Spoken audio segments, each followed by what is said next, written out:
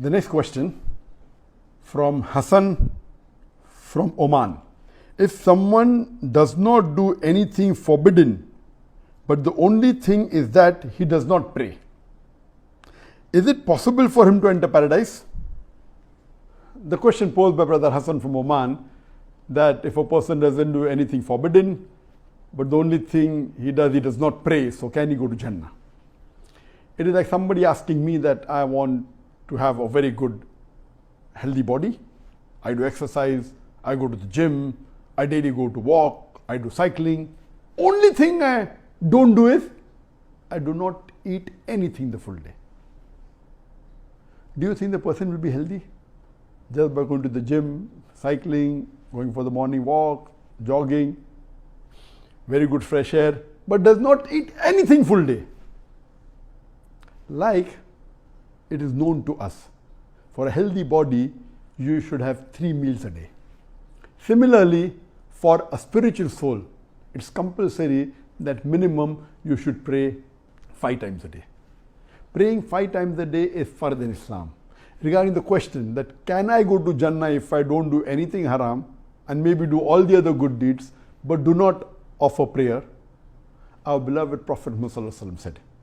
It's mentioned in Sahih Muslim, point number 1, hadith number 246, that between the man and shirk and kufr stands the offering of salah. Means salah, praying salah, is the differentiation between a man and shirk and kufr. That's what the Prophet said. That's the reason the scholars, many scholars say, that if a person who does not pray at all, it is kufr. He becomes a kafir. Some scholars are more lenient to say that if a person doesn't pray but believes praying is a fard, then he cannot be called as a kafir. There's a difference of opinion.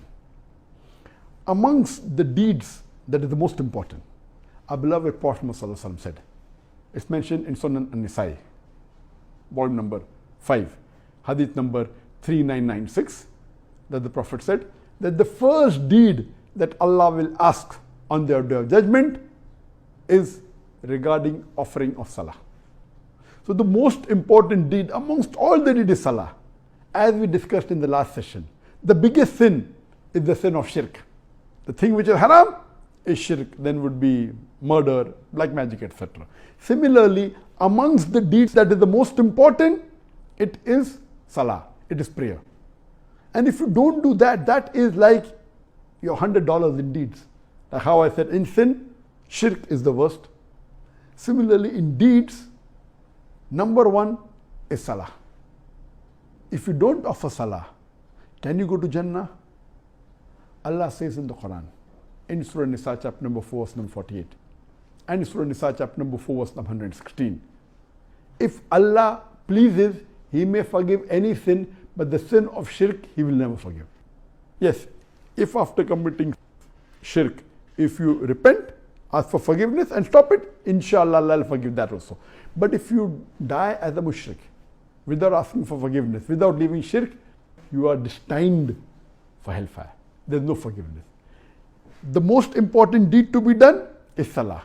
If you don't offer salah, the chances of you going to Jannah is very minimal, very negligible. If Allah wishes to forgive you because you have not done shirk, Allah may forgive you. Possibility is there, probability is not there. Possibility?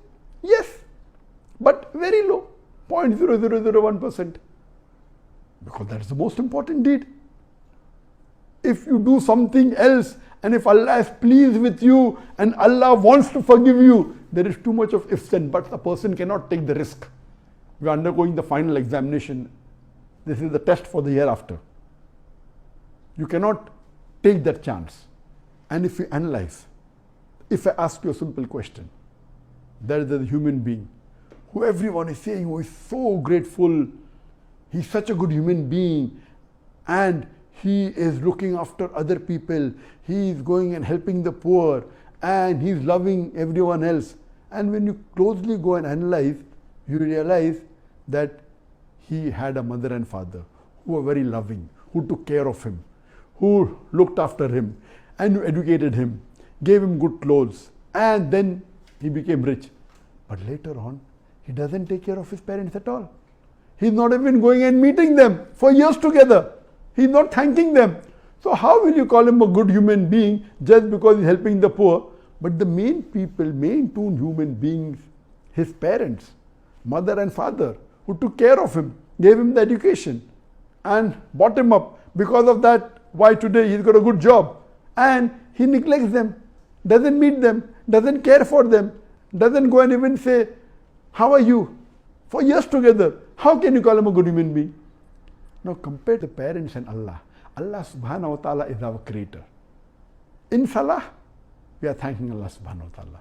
And besides thanking Allah subhanahu wa ta'ala, we are getting guidance from Him. How should we lead our life? I've given the talk on salah, the programming towards righteousness. That not only do we pray and thank Allah, we also get guidance from Him.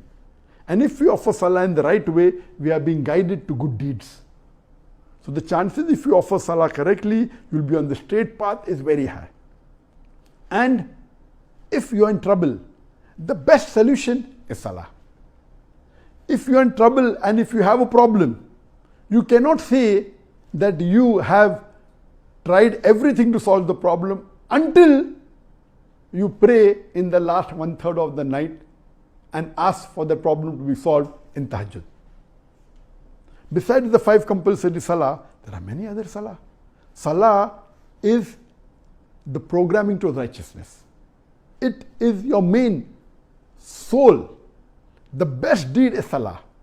And while I was doing my little research on the life of the Prophet, I realized that the Prophet, on average, so the Sirah doesn't mention exactly how many hours he slept in a day. On average, according to my study, he might have slept between 3 to 4 hours a day. Because Hadith says that he used to pray for 1/3 of the night, he used to pray Surah Baqarah, then Surah Imran, that's more than 2 juz, then nearly 2 juz, both put together 4 juz. So, but naturally, it would take hours. So, based on this, depending upon whether it's summer or winter, the nights keep on getting short and long. The maximum that the Prophet could have slept was maybe 3 to 4 hours, not more than that. And if we analyze the time he used to spend praying every day, if you just calculate logically, it would be more than 5-6 hours. So according to me, according to my research, the Prophet prayed more number of hours than the number of hours he slept. Anyway, let me be very clear. There is no hadith or no Quranic verse telling that you should spend more time in praying than in sleeping. Not at all. But this was the practice of the Prophet. I'm just telling you something what the Prophet practiced. Not that every human being should do it. It's difficult, but as a normal human being requires about 7 hours of sleep minimum, 7 to 8 hours. Minimum is 6 hours. So it's difficult. That's the reason if you heard my answer when I gave last month in the month of Ramadan about my daily routine, I said when I was in Bombay, I used to sleep for about 3 hours and I have to pray also approximately for 3 hours. When I came to Malaysia, I started praying for about 4 hours 15 minutes and my sleep increased to 3.5 hours. This was what I said in Ramadan. But after Ramadan, for the last 1 month, Alhamdulillah, I've increased my time for prayers. I started praying tahajjud for minimum 1.5 hours. Every day, Alhamdulillah, after Ramadan, half juz in a slow recitation takes about 1.5 hours. Previously, my tahajjud used to vary from 20 minutes, 30 minutes, sometimes 1 hour, but average was about 30 minutes. Now, it has increased to 1.5 hours, more than 1 hour. So now my average time I spend, counting the time from the adhan, when I do wudu, walk to the mosque, come back, total, all the 5 salah and the salatul duha and tahajjud, approximately 5 hours 15 minutes. If I remove the time of wudu and the time of going and coming and the time of dua, yet it will be more than 4 hours, Alhamdulillah. And my time of sleep is about 3.5 hours. So even I am, Alhamdulillah, trying that let my hours of salah be more than the hours of my sleep. Anyway, this is not compulsory at all for the Muslims. It is just my research and I'm trying to follow what I can. And Allah has blessed me that I can do my work throughout the day, even with sleeping less. It's a ni'mah from Allah subhanahu wa ta'ala. So prayer is the most important deed. Regarding the answer that if you don't pray and do all the other good deeds and stay away from the bad deeds, the chances of you going to Jannah is very, very bare minimal. He wants to forgive you and put you in Jannah, that's Allah's prerogative. but the chances are very less. So my request to you, brother, that see to it that you pay attention on your salah. Your full life should revolve around salah.